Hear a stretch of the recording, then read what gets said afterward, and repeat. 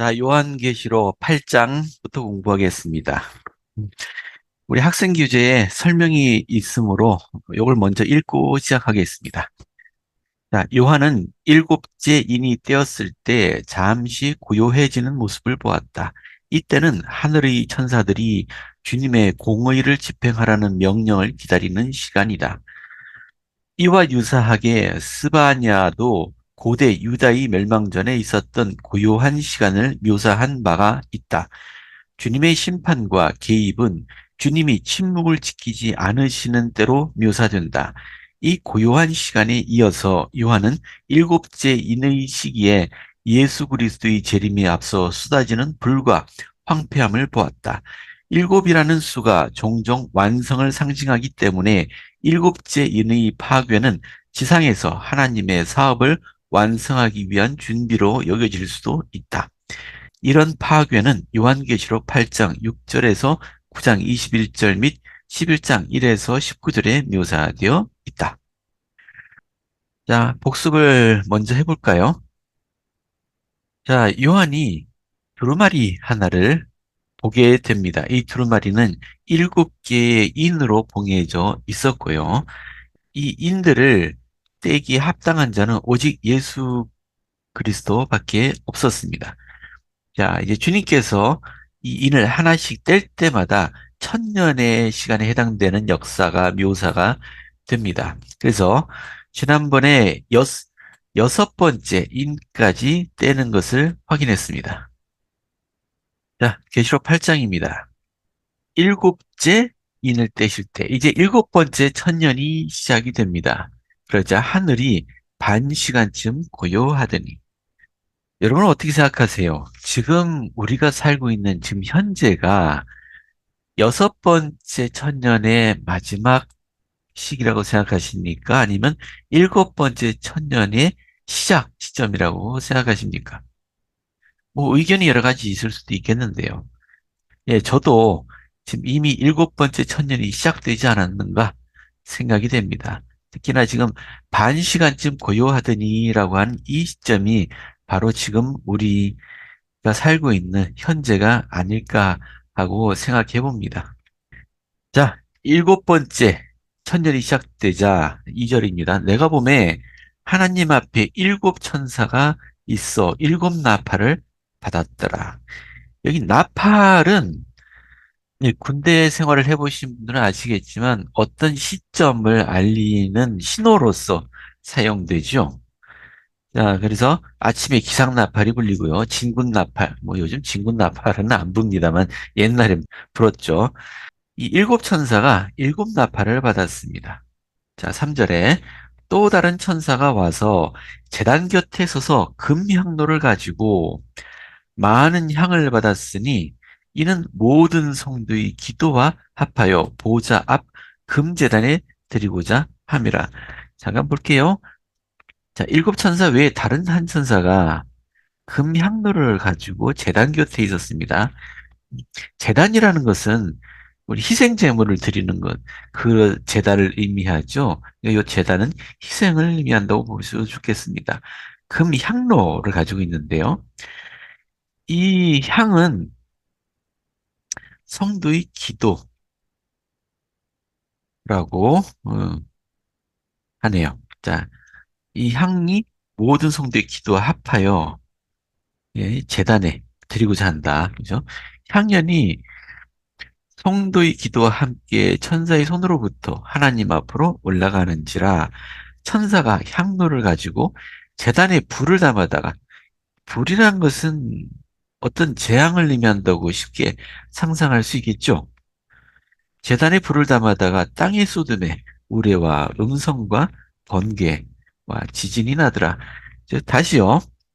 이 항로에 불을 담아서 땅에 쏟았는데 지상에 재앙이 일어나고 있죠.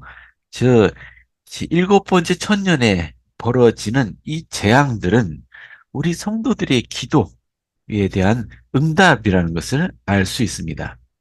그러니까 이 일곱 천사는 자, 성도들의 기도에 대한 응답을 주는 천사들입니다. 6절입니다. 일곱 나팔을 가진 일곱 천사가 나팔 불기를 준비하더라. 이제 일곱 천사가 나팔을 부는데요. 사실은 전 요한계시록에 더 어려운 부분도 있지만은 오히려 우리에게 명확하지 않은 것은 사실 이 부분이라고 할 수 있어요. 여기 일곱 천사가 나팔을 불 때마다 땅에 어떤 재앙이 일어난다라고 묘사가 되어 있는데요. 제가 몇 가지 좀 살펴볼 게 있어요. 이게 실제로 땅에 일어나는 재앙을 의미할 수도 있고요. 이 부분 항상 매번 매 재앙마다 3분의 1이 강조됩니다. 3분의 1. 그죠? 자, 3분의 1. 이 3분의 1. 이게 반복이 되죠. 실제로 여기 묘사되어 있는 대로 이러한 재앙들이 일어난다고 할 수도 있고요. 특히 3분의 1을 묘사한 것은 혹시 루시퍼를 따른 3분의 1의 영들을 상징하는 게 아닌가? 자, 그런 생각도 들고요. 자, 사실 이 부분에 대한 명확한 설명을 아직 교재에서는 발견하지 못했습니다. 그냥 참고로 한번 생각해 볼 만하지 않나 하는 의견입니다. 자, 이제 일곱 천사들이 나팔을 붑니다. 7절. 첫째 천사가 나팔을 부니 피 섞인 우박과 불이 나와서 땅에 쏟아지매 땅의 3분의 1이 타버리고 수목의 3분의 1도 타버리고 각종 푸른 풀도 타버렸더라. 자, 땅의 3분의 1, 자, 수목의 3분의 1. 그렇죠? 첫 번째 나팔의 결과로 땅과 수목이 해를 입습니다. 8절, 둘째 천사가 나팔을 부니 불붙는 큰 산과 같은 것이 바다에 던져지매 바다의 3분의 1이 피가 되고 바다 가운데 생명 가진 피조물들의 3분의 1이 죽고 배들의 3분의 1이 깨지더라. 두 번째 천사의 나팔은 바다의 재앙을 가져옵니다. 여기 불붙는 큰 산과 같은 것, 화산이 생각나네요. 실제로 화산으로 인한 재앙을 의미한다고 해석할 수도 있겠고요. 역시 어, 악마의 영들, 자, 루시퍼를 따르는 3분의 1의 영들이 처하게 되는 상황을 묘사한 것일 수도 있겠습니다. 자, 10절. 셋째 천사가 나팔을 부니 횃불 같은 타는 큰 별이 하늘에서 떨어져 강들의 3분의 1과 여러 물샘에 떨어지니 이 별 이름은 쓴 쑥이라. 물의 3분의 1이 쓴 쑥이 되매 그 물이 쓴 물이 되므로 많은 사람이 죽더라. 제가 이걸 이중적으로 해석하는 이유가 요 세 번째 천사의 이야기 때문입니다. 여기 보면 큰 별이 하늘에서 떨어져서 자, 여기 강과 물샘이니까 민물들이죠. 우리 바다가 있고 육지의 물이 있습니다. 지금 여기 육지의 물에 재앙이 임한다라고 되어 있습니다. 실제로 강과 이런 샘물들이 오염이 되어서 일어나는 결과다라고 해석하시는 분도 있습니다. 그리고 또 한 가지 해석은 하늘에서 떨어진 큰 별이라고 되어 있잖아요. 이건 누굴 상징하는 것이기도 하죠. 뭡니까? 이건 루시퍼잖아요. 루시퍼가 샛별이잖아요. 계명성, 그죠? 자, 그래서 루시퍼가 땅에 떨어져서 이 강들과 물샘, 항상 성경에서 물은 지상의 많은 사람들을 물로 비유하기도 합니다. 루시퍼가 깨끗한 강과 물, 즉, 이 사람들의 사이에 영향을 미침으로써 쓴 쑥, 즉, 물이 쓴 물이 된다. 학생 교재도 잠깐 볼까요? 자, 쓴 쑥에 대한 설명입니다. 셋째 천사가 나팔을 불었을 때 횃불같이 타는 큰 별이 하늘에서 떨어졌다. 요한은 이 별이 쓴쑥이라고 밝혔다. 쓴쑥은 몹시 쓴맛이 나는 식물이었다. 하늘에서 떨어진 쓴쑥이라는 이름의 이 별은 사탄을 따르는 모든 자가 겪을 괴로움과 두려움을 상징할 수도 있다. 여기 수도라고 했습니다. 자, 이중적인 의미로 해석이 되는 겁니다. 왜냐하면은 우리 브루스 맥구이 장로님은 횃불같이 타는 큰 별이 하늘에서 떨어진다. 이것을 이런 일이 일어나는 것은 핵폭발의 따른 방사성 낙진 때문일까? 아니면 세상의 공장들에서 나오는 오염물질 때문일까? 혹은 우리의 통제를 넘어서는 자연 법칙으로 야기될 것인가? 뭐 이렇게 일단 의문만 남기고 계시네요. 그러니까 명확하게 어떤 일인지는 이제 정확히 모르겠습니다. 그래서 셋째 천사의 나팔 소리는 강과 여러 샘들에 대한 재앙으로 묘사가 되고요.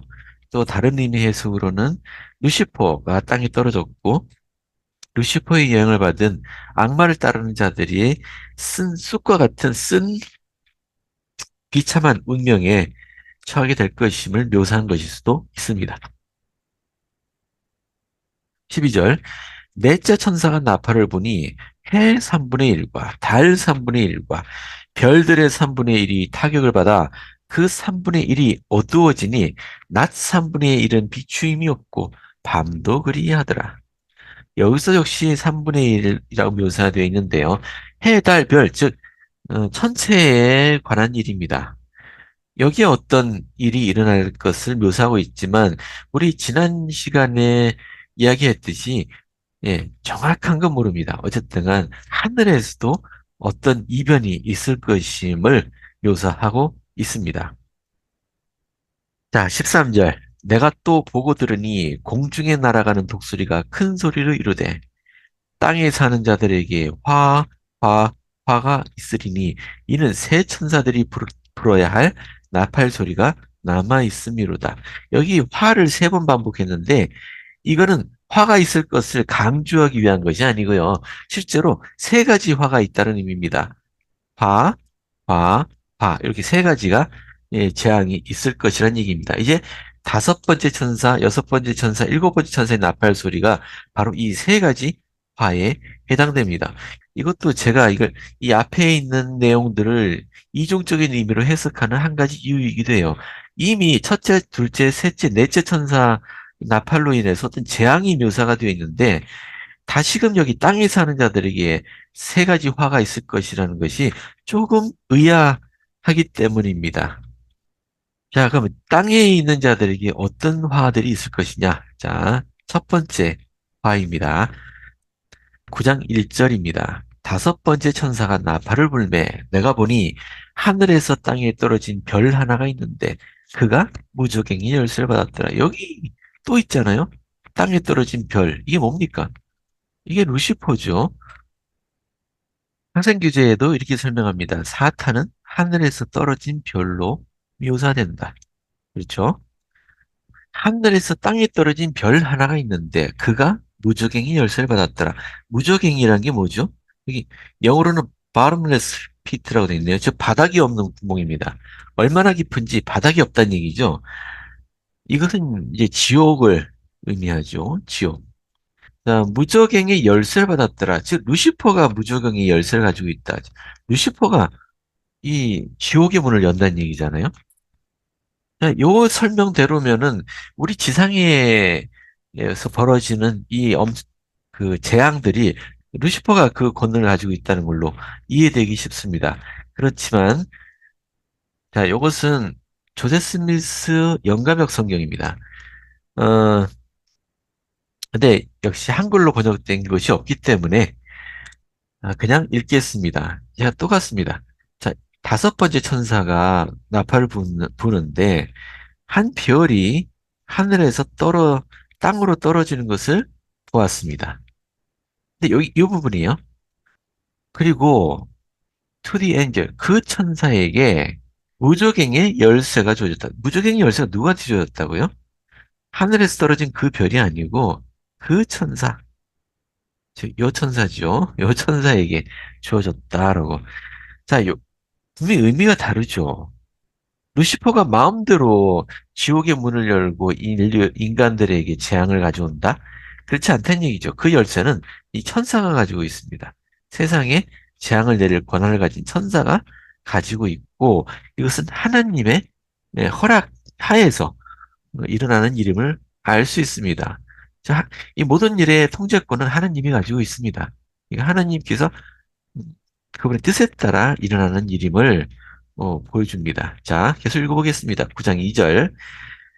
그래서 무적행을 여니 그 구멍에서 큰 화덕의 연기 같은 연기가 올라오매 해와 공기가 그 구멍의 연기로 말미암아 어두워진다. 앞을 볼 수 없게 새카만 연기. 뭔가 생각나는 게 있지 않나요? 우리 몰몬경에 보면 비슷한 묘사가 있습니다. 뭔가요? 저 니파의 전서에 보면 리하이의 꿈에서 짙은 안개가 사람들이 눈을 가리는 장면이 나오죠. 자, 이 연기는 자, 무적행에서 나옵니다. 즉, 악마의 영향력, 악마의 유혹으로 인해서 사람들이 앞을 분별하지 못하도록. 그리고 시커먼 연기는 만약 연기 가운데 있으면 사람들이 새카맣게 되지 않겠습니까? 묻어서. 자, 그런 것도 상상할 수 있겠습니다. 그러니까 이 무적행으로부터 나오는 연기는 자, 악마의 영향력에 사람들이 영향을 받는 것.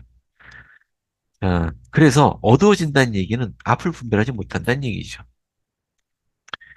자, 9장 3절에 또 황충이 연기 가운데로부터 땅 위에 나오매 그들이 땅에 있는 전갈의 권세와 같은 권세를 받았더라. 자, 이 황충. 황충이 뭐냐? 자, 이 영어로는 음, 로커스트라고 되어 있네요. 이게 메뚜기, 여치, 사마귀 뭐 이런 사마귀? 하여튼 이런 종류의 곤충들을 의미합니다. 옛날에 이 황충, 즉 메뚜기는 사실은 재앙이죠. 우리나라에서는 이런 재앙이 없습니다. 뭐 지리적인 이점 때문이라고 해요. 그래서 이 메뚜기 떼가 한반도를 넘어올 수 없는 그 지형을 가지고 있다고 해요. 근데 대륙에서는 항상 메뚜기에서 농작물들이 피해를 봤죠. 여러분들 밀과 가르치 비유도 다시 한번 떠올려보시죠. 예, 농부가 밀을 키우고 있습니다. 근데 메뚜기가 날아와서 이 농작물들을 갉아 먹어버립니다. 농부의 농사를 망치는 거죠. 자, 하나님의 종들이 그 지상에서 농사를 짓고 있는 것에 비유를 한번 생각해 보세요. 사람들을 가르치고 그들을 의의 길로 이끌려고 하는데 이것을 망쳐버리는 이 메뚜기, 떼, 황충. 자, 그렇게 이해할 수 있겠습니다. 자, 학생 교재를 읽어볼까요? 자, 무적행에서 올라온 연기. 자, 이것은 리하이의 생명나무 시온에 나오는 어둠의 안개를 연상시킨다. 자, 마찬가지로 이 연기는 마지막 때에 지상에 있는 의를 파괴하려는 사탄의 모든 거짓 철학, 유혹, 속임수, 시도를 암시하는 것일 수도 있다. 그래서 다시, 자, 다섯째 천사가 나팔을 부니까 무적행이 열립니다. 그리고 이 안에서 연기가 피어오릅니다. 연기는 사탄의 유혹, 철학, 거짓 가르침 이런 것들을 모두 망라하고요. 이 가운데서 나온 황충은 이 연기의 영향을 받은 사람, 즉 악마의 유혹에 떨어진 인간들, 악인들을 상징한다고 볼 수 있습니다. 자, 근데 이 황충이 전갈과 같은 전갈의 권세와 같은 권세를 받았더라. 이 전갈은 사람들을 이 전갈의 꼬리에 있는 침으로 사람을 찌르면 괴롭게 되죠. 그처럼 사람을 괴롭힐 권세를 받았다는 의미입니다. 근데 전갈에 쏘인 사람은 사실 죽지는 않습니다. 죽을 정도로 강한 독을 가지고 있지는 않아요. 하지만 괴롭죠. 자, 그것을 의미합니다. 자, 그들에게 이르시되 땅의 풀이나 모든 것이나 각종 수목은 해하지 말고 오직 이마에 하나님의 인침을 받지 아니한 사람들만 해하라 하더라. 잠깐만요. 하나님의 인침을 받지 아니한 사람이요? 이 인침을 받은 사람에 대해서는 지난번에 설명했습니다. 학생교재 잠깐 볼까요? 요한계시록 8장에서 악인이 받을 심판이 묘사되었는데 그 내용은 요한계시록 9장에도 계속된다. 사도 요한은 재림에 앞서 일어날 재난들로 말미암아 온 지상과 그 주민들이 아니라 오직 이마에 하나님의 인침을 받지 아니한 자들만 해를 입을 것을 보았다. 이 원리는 다른 경전에 나오는 약속과도 일치한다. 즉, 마지막 날에 충실한 사람들은 결국 보호받게 됩니다. 고도미 힝클리 회장님의 말씀을 읽어볼까요? 우리 힝클리 회장님의 말씀은 그래서 이 인침을 받은 자로 헤아림을 받기 위해 우리는 어떻게 준비해야 되느냐라는 것을 대한 말씀입니다. 누군가는 노아가 방주를 지을 때 비가 오고 있지 않았다고 말했습니다. 그러나 그가 방주를 다 짓고 나자 비가 내렸습니다. 주님은 이렇게 말씀하셨습니다. 너희가 준비되어 있으면 두려워하지 않게 되리라. 규리와 성약에는 가장 중요한 준비에 대해 다음과 같이 언급되어 있습니다. 그런즉 너희는 주의 날이 이르기까지 거룩한 곳에 서서 움직이지 말라. 우리는 주님의 보호와 인도를 간구할 수 있는 삶을 살 수 있습니다. 이것이 첫 번째 우선순위입니다. 우리가 그분의 계명을 기꺼이 지키지 않는다면 우리는 그분의 도움을 기대할 수 없습니다. 주님께서는 마지막 날에 의인들을 보호하겠다고 약속하시지만 선지자 조셉 스미스는 일부 의인들이 마지막 날의 시련과 재난 중에 목숨을 잃을 수도 있다고 이렇게 밝혔습니다. 저는 인자의 오심에 대해 그리고 악인들이 고통을 받는 동안 성도들이 모든 심판을 피하리라는 것은 그릇된 생각이라는 것에 대해 설명했습니다. 이는 모든 육체가 연약하며 고통을 겪게 되어 있으며 그것은 의인들도 피하기 힘들 것이기 때문입니다. 그러나 의인들은 신앙으로 살 것이기 때문에 그래도 많은 성도들은 고통을 피하게 될 것입니다. 그럼에도 불구하고 많은 의인들이 육신의 연약함으로 인해 질병과 역병의 희생자가 되겠지만 그들은 결국 하나님의 왕국에서 구원받을 것입니다. 그런데 말이죠. 여기서 이제 교제를 설명하고 있지 않지만 한 가지 짚고 넘어가고 싶은 게 있어요. 지금 하나님의 인침을 받지 않은 자들만 해야 하는 이 일을 누가 합니까? 그죠? 그들이 즉 황충이잖아요. 황충은 사탄의 유혹을 받은 자들, 사탄의 유혹에 굴복한 자들, 의미하지 않습니까? 즉, 악인들입니다. 그러면 악인들을 해야 합니다. 악인들이 의인들을 해야 할 권세를 받지는 못했다라고 설명했지 않습니까? 자, 이게 재밌습니다. 이제 앞으로 이어질 요 재앙들이 대부분 악인들에 의해서 일어나지만은 그 해를 받는 것도 역시 악인들임을 알 수 있습니다. 자, 그래서 이 황충들이 하나님의 인침을 받지 아니하는 자들만 해야 하는데 5절입니다. 그러나 그들을 죽이지는 못하게 하시고 5달 동안 괴롭게만 하게 하시는데 그 괴롭게 함은 전갈이 사람을 쏠 때 괴롭게 함과 같더라. 그날에는 사람들이 죽기를 구하여도 죽지 못하고 죽고 싶으나 죽음이 그들을 피하리로다. 죽지 못해서 산다는 얘기네요. 그렇지만 괴로움 속에 있게 됩니다. 자, 황충들의 모양은 전쟁을 위하여 준비된 말들 같고 그 머리에 금 같은 관 비슷한 것을 썼으며 그 얼굴은 사람의 얼굴 같고 또 여자의 머리털 같은 머리털이 있고 그 이빨은 사자의 이빨 같으며 또 철호심경 같은 호심경이 있고 그 날개들의 소리는 병거와 많은 말들이 전쟁터로 달려 들어가는 소리 같으며 또 전갈과 같은 꼬리와 쏘는 살이 있어 그 꼬리에는 5달 동안 사람들을 해하는 권세가 있더라. 여기 황충들의 모양을 묘사한 게 재밌지 않나요? 지금 현대 전쟁 상황에서 군인들과 각종 무장들, 무기들을 한번 떠올려 보십시오. 그와 비슷한 것이 보이지 않나요? 우리 요거는 요엘서인데요. 요엘서 2장입니다. 여기도 비슷한 이야기가 있어요. 여기도 여호와의 날을 경고하는 메뚜기 떼라고 되어 있는데요. 황충이죠. 메뚜기 떼. 같이 읽어보겠습니다. 요엘서 2장입니다. 시온에서 나팔을 불며 나의 거룩한 산에서 경고의 소리를 질러 이 땅 주민들로 다 떨게 할지니 이는 여호와의 날이 이르게 됨이니라.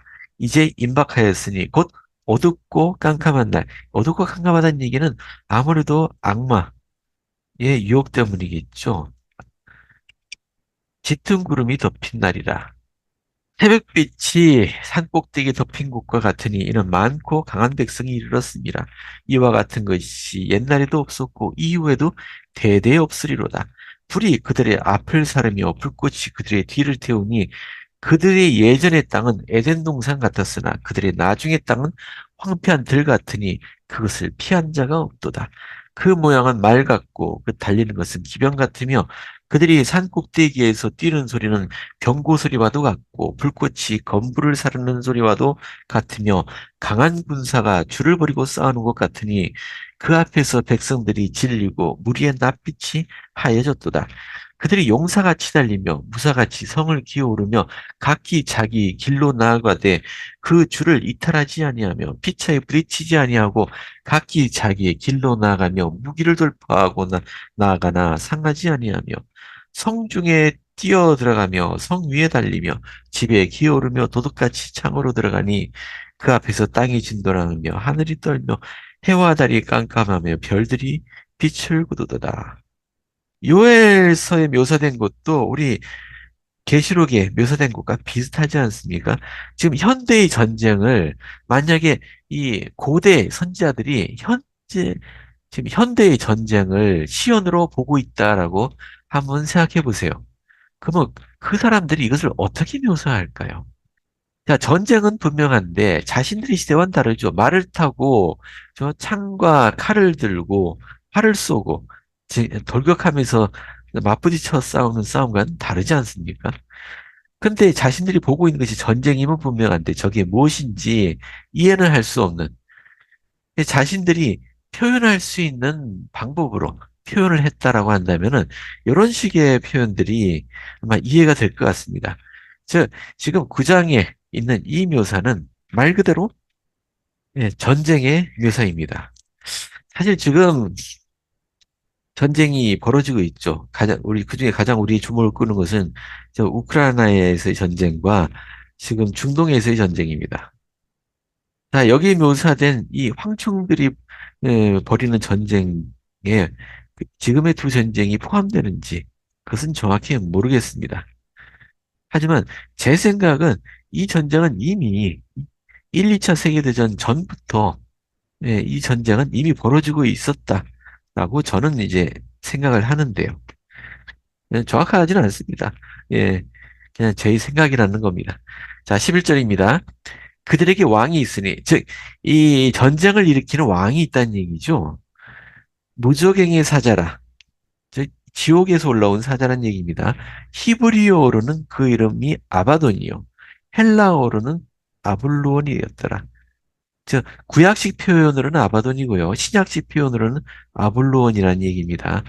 이 아바돈, 아블루온이 무슨 의미인지 볼까요?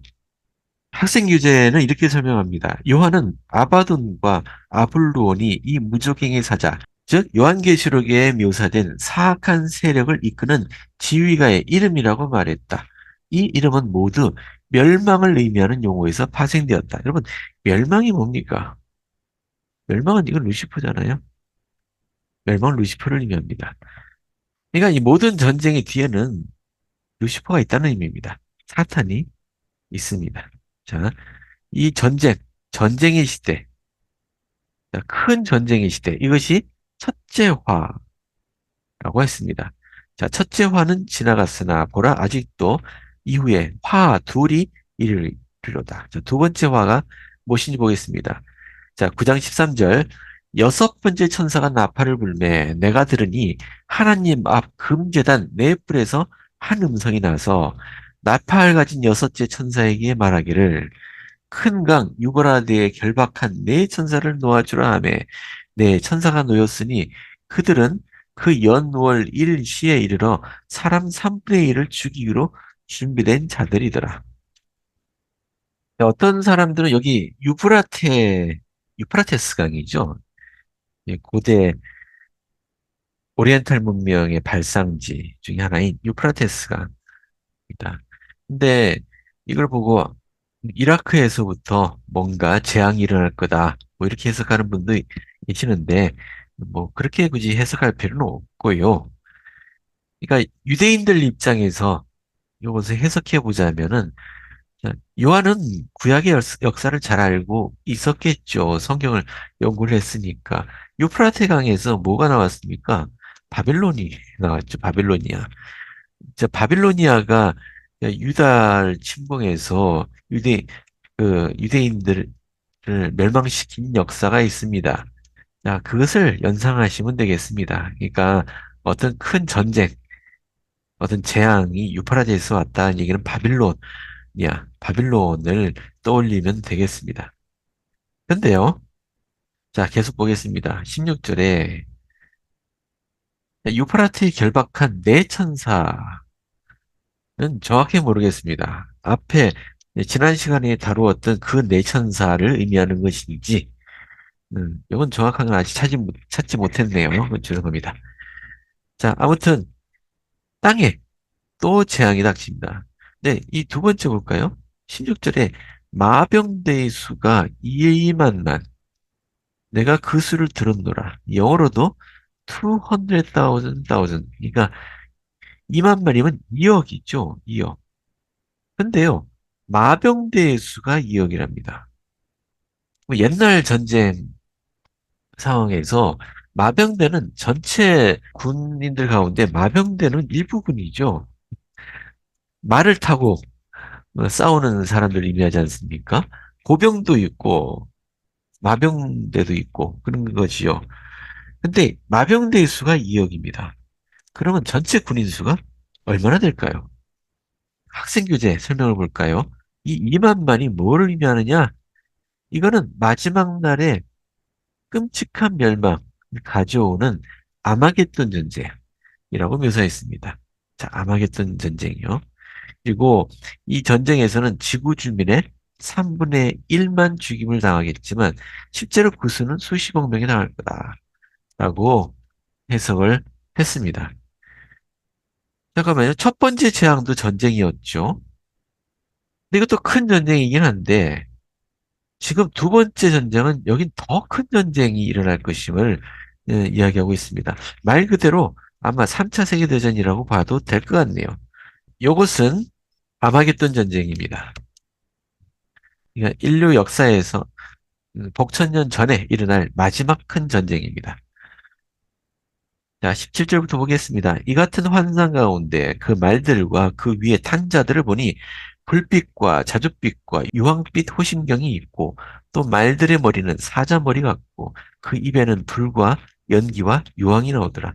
입에서 불과 연기와 유황이 나온다고 보니까 어떤 포탄이나 아니면 미사일이나 뭐 이런 걸 묘사한 것일 수도 있겠네요. 자, 이 세 재앙, 곧 자기들의 입에서 나오는 불과 연기와 유황으로 말미암아 사람 3분의 1이 죽임을 당하니라. 이 말들의 힘은 입과 꼬리에 있으니 꼬리는 뱀 같고 또 꼬리에 머리가 있어 이것으로 해하더라. 뭘까요? 뭐 총 같은 걸까요? 이 재앙에 죽지 않고 남은 사람들은 손으로 행한 일을 회개하지 아니하고 오히려 여러 귀신과 또는 보거나 듣거나 다니거나 하지 못하는 금, 은, 동과 목석의 우상에게 절하고 또 그 살인과 복술과 음행과 도둑질을 회개하지 아니하더라. 벌써 끝났네요. 아마겟돈 전쟁으로 인해서 얼마나 많은 사람들이 희생될 것을 표현했는데요. 하지만 이 전쟁 이후 남은 자들은 여전히 회개하지 않고 우상을 숭배한다라고 얘기하고 있습니다. 학생 교재입니다. 요한계시록 9장 말미에 설명되어 있듯이 앞부분의 성구에 묘사된 전쟁 및 파괴로 목숨을 잃지 않은 악인들은 우상 숭배를 포함한 사악한 행위를 회개하려 하지 않을 것이다. 회개하지 않으면 또 재앙을 맞게 되겠죠. 왜냐하면 악인들은 회개하지 않는 이상 악인들은 복천년을 상속받을 수 없습니다. 데이비드 R. 스톤 장로는 70인종의 일원으로 봉사하던 시절에 현대판 우상숭배의 한 가지 유행 형태는 우리 주변을 둘러싼 세상적 문화와 기호와 태도를 받아들이는 것이라며 다음과 같이 가르쳤다. 우리의 문화는 먹고 입는 것, 예절 바른 행동, 즐겨야 할 스포츠, 좋아해야 할 음악, 교육의 중요성, 정직에 대한 우리의 자세 등을 결정짓는 경향이 있습니다.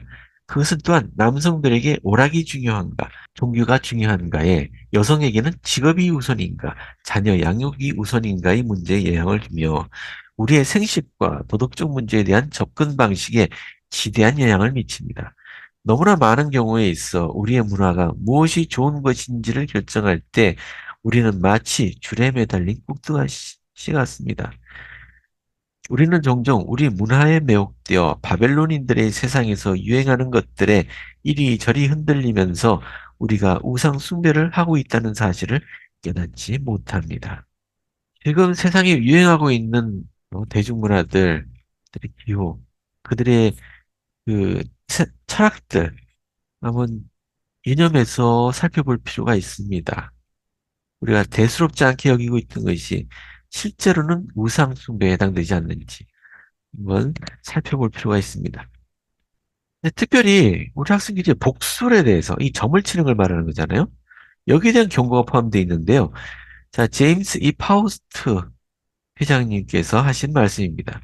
자, 후기 성도들에게 복술이나 그 외 사탄의 행위에 관심을 둬서는 안 된다며 이렇게 공고했습니다.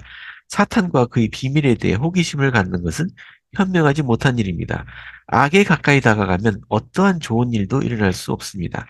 불장난을 할 때와 마찬가지로 화상을 입기 십상입니다. 죄에 대한 지식은 그 죄를 범하도록 유혹합니다.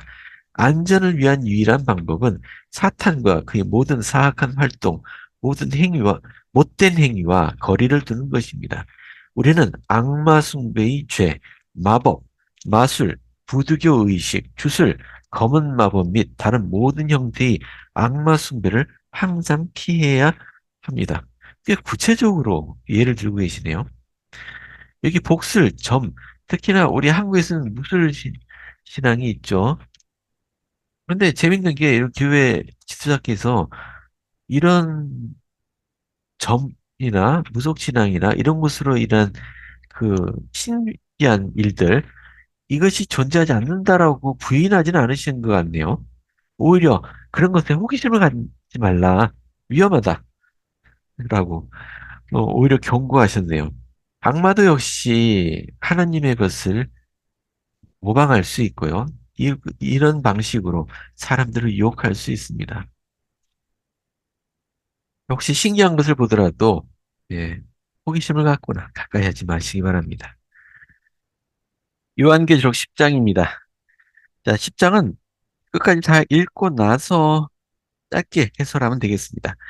내가 또 보니 힘센 다른 천사가 구름을 입고 하늘에서 내려오는데 그 머리 위에 무지개가 있고 그 얼굴은 해 같고 그 발은 불기둥 같으며 그 손에는 펴놓인 작은 두루마리를 들고 그 오른발은 바다를 밟고 왼발은 땅을 밟고 사자가 부르는 것 같이 큰 소리로 외치니 그가 외칠 때 일곱 우레가 그 소리를 내어 말하더라.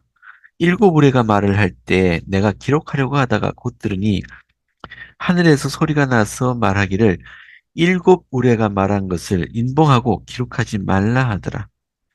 예, 이 사도 요한이 자기가 본 계시의 내용을 모두 다 기록한 것은 아니네요. 기록하지 말라고 지시받은 곳도 있었습니다.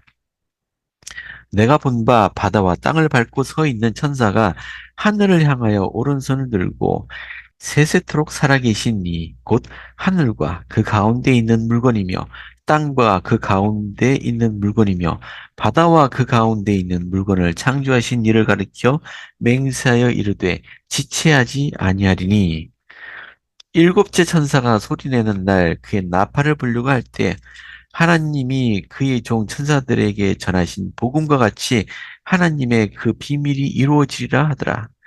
하늘에서 나서 내게 들리던 음성이 또 내게 말하여 이르되 내가 가서 바다와 땅을 밟고 서 있는 천사의 손에 펴놓인 두루마리를 가지라 하기로 내가 천사에게 나아가 작은 두루마리를 달라 한즉 천사가 이르되 갖다 먹어버리라 내 배에는 쓰나 내 입에는 꿀같이 달리라 하거늘 내가 천사의 손에서 작은 두루마리를 갖다 먹어버리니 내 입에는 꿀같이 다나 먹은 후에 내 배에서는 쓰게 되더라.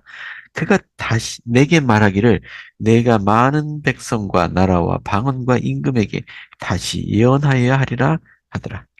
다시 한 천사가 나왔고요. 천사가 작은 두루마리를 들고 있었습니다. 그런데 이 요한이 이 두루마리를 달라고 했죠. 그리고 이 두루마리를 먹었습니다. 요한이. 자, 입에는 꿀같이 단데 배에는 쓰다 라는 표현입니다. 자, 조셉 스미스가 이 해석에 대해서 주님께 여쭈었습니다. 교리와 성약 77편 14절입니다. 자, 계시록 10장에 언급된 요한이 먹은 작은 책을 우리는 어떻게 이해해야 하나이까? 답. 우리는 이같이 이해해야 하나니 곧 그가 이스라엘 지파들을 집합시켜야 하는 사명과 의식이니라. 보라, 이는 일라이어스이니 기록된 바와 같이 반드시 와서 모든 것을 회복할 자이니라. 여기 일라이어스라고 했죠. 일라이어스는 회복하는 자입니다. 회복하는 사명을 받은 자에 대한 호칭입니다. 일라이어스.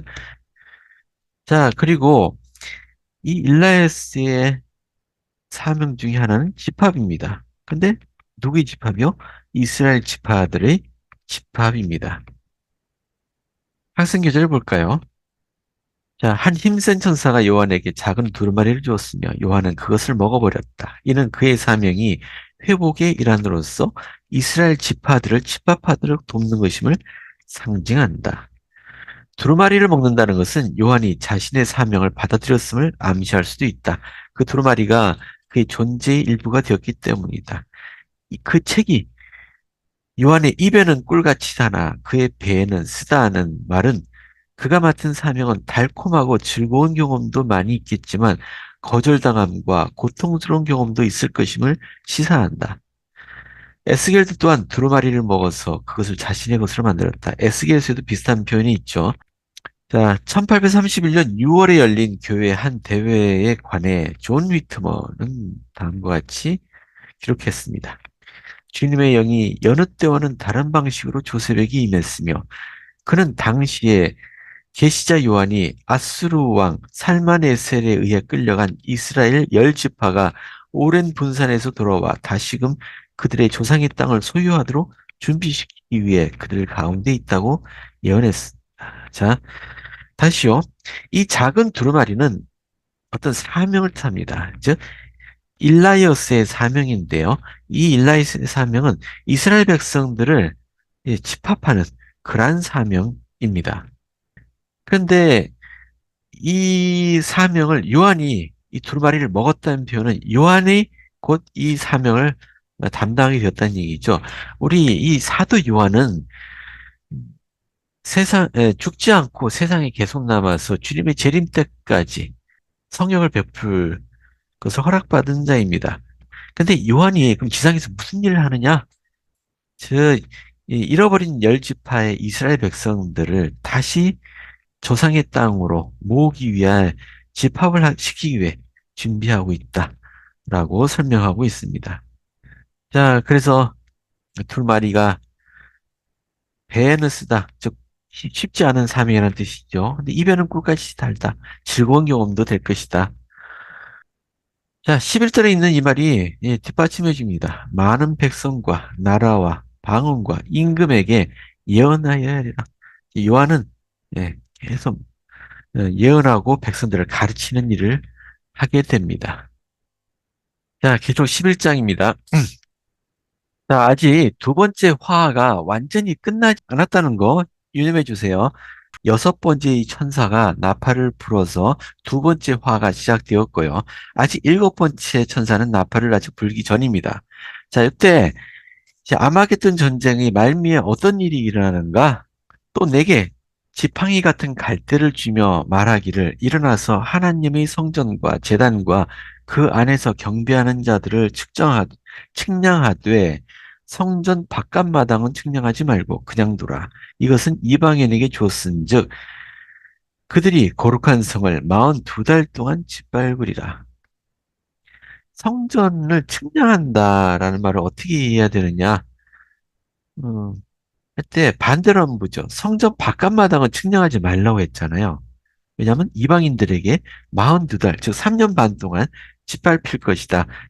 다르게 얘기하면 하나님께서 성전 바깥마당은 짓밟히도록 내버려 두고 안마당은 보호하신다는 의미로 이해도 되지 않겠습니까?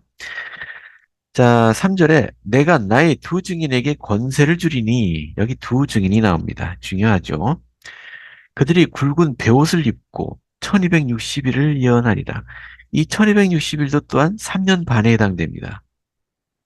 그들은 이 땅의 주 앞에 서 있는 두 감람나무와 두 촛대니 만일 누구든지 그들을 해하고자 하면 그들의 입에서 불이 나와서 그들의 원수를 삼켜버릴 것이요.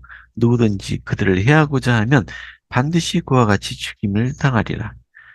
그들이 권능을 가지고 하늘을 닫아 그 예언을 하는 동안 비가 오지 못하게 하고 또 권능을 가지고 물을 피로 변하게 하고 아무 때든지 원하는 대로 여러 가지 재앙으로 땅을 치리로다. 여기 이 성전은 예루살렘에 있는 성전이겠죠. 그리고 여기 두 증인이 있습니다. 두 감람나무와 두 촛대, 즉 예수 그리스도에 대한 간증을 가진 두 사람이란 뜻입니다. 자, 감람나무, 촛대, 둘 다 복음의 가르침에서 자주 사용되는 상징물들이 있죠. 여기 입에서 나오는 불로 뭐 원수를 삼키고 뭐 어떤 권능을 행사한다. 둘 다 이들은 신권을 가지고 있고 그들이 가르침으로 그 악의 영향을 물리치고 또 하나님의 이적을 또 행한다. 자, 그런 의미로 생각할 수 있겠습니다. 자, 이들이 누구냐? 자, 이 두 증인이 누구냐? 뭐, 지금은 알려진 바 없습니다. 정확하게 모르고요. 자, 하여튼 우리가 믿는 바는 이 두 증인은 마지막 날의 회복의 때 유대 나라에 일으켜 세움을 받아 유대인들이 집합하고 그들의 조상의 땅에 예루살렘 성을 세운 후에 유대인들에게 예언할 두 선지자입니다. 이 두 선지자는 신권의 인본 권능을 갖기 위해 나타나며 이 권능으로 그들은 이전 선지자들처럼 재앙으로 땅을 치고 하늘을 제어할 수 있을 것입니다. 브루살의 부의장로님은 이렇게 말했습니다. 그들은 틀림없이 교회의 12사도 또는 제1회장단 병의회의 일원일 것이다. 두 사람의 선지자가 예루살렘 성에 있을 겁니다. 말 그대로 야마게돈 전쟁의 막바지에 그 적들이 예루살렘을 둘러싸고 공격할 때 두 선지자가 이곳에 있어서 42달, 즉 3년 반 동안 적들을 막아낼 겁니다. 이것은 마치 우리 이사야가 아시리아의 침공으로부터 유다를 지켜냈던 것과 유사하다고 할 수 있겠습니다. 그 일에 지명을 받은 두 분의 선지자가 있으실 것입니다. 자, 계속 읽어볼까요? 그들이 그 증언을 마칠 때, 이 증언을 마칠 때란 얘기는 그들의 사명을 마칠 때라고 볼 수도 있겠죠. 무적행으로부터 올라오는 짐승이 그들과 더불어 전쟁을 일으켜 그들을 이기고 그들을 죽을 터인 즉 이 두 선지자가 사망하게 될 겁니다. 이 얘기는 예루살렘이 마침내는 악인들에 의해서 점령된다는 얘기죠. 적군에 의해서 점령되고 말 겁니다. 자, 그들의 시체가 큰 성길에 있으리니 그 성은 영적으로 하면 소돔이라고도 하고 애굽이라고도 하니 곧 그들의 주께서 십자가에 못 박히신 곳이라. 주께서 십자가에 못 박히신 곳은 골고다죠. 예루살렘 바로 북쪽에 있는 곳에 백성들과 족속과 방언과 나라 중에서 사람들이 그 시체를 사흘 반 동안 보며 무덤에 장사하지 못하게 하리로다. 이 죽은 두 사람의 시신을 장사 지내지도 않고 길거리에 방치한다는 얘기입니다. 얼마 동안요? 사흘 반 동안. 자꾸 왜 사흘 반, 3년 반 이런 말이 나오는가 의아합니다만 이것도 어떤 상징이 있을 것 같아요. 그냥 7이라는 숫자가 완전한 수라고 이제 상징적으로 생각합니다. 3, 3.5, 3년 반, 사흘 반, 이거는 이 7의 절반이니까 악인들의 영향을 받는 수라고도 할 수 있을 것 같아요. 뭐 이런 상징적인 의미라고 생각이 됩니다.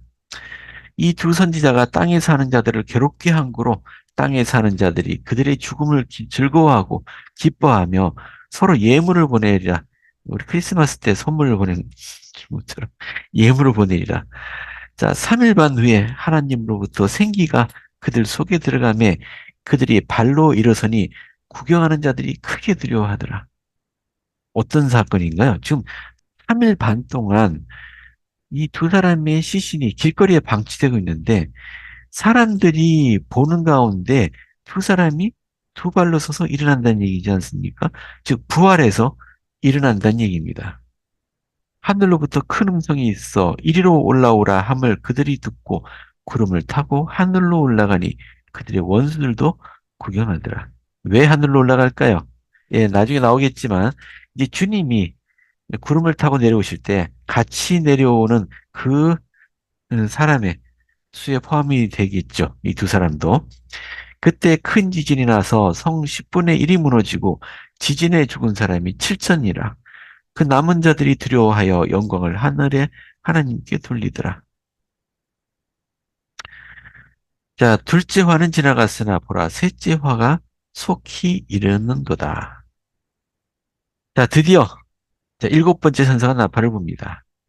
일곱째 천사가 나팔을 불매 하늘에 큰 음성들이 나서 이르되 세상 나라가 우리 주와 그의 그리스도의 나라가 되어 그가 세세토록 왕노릇을 하리로다 하니 하나님 앞에서 자기 보좌에 앉아있던 24장로가 엎드려 얼굴을 땅에 대고 하나님께 경배하여 이르되 감사옵나니 옛적에도 계셨고 지금도 계신 주 하나님 전능하신 이여 친히 큰 권능을 잡으시고 왕노릇 하시도다.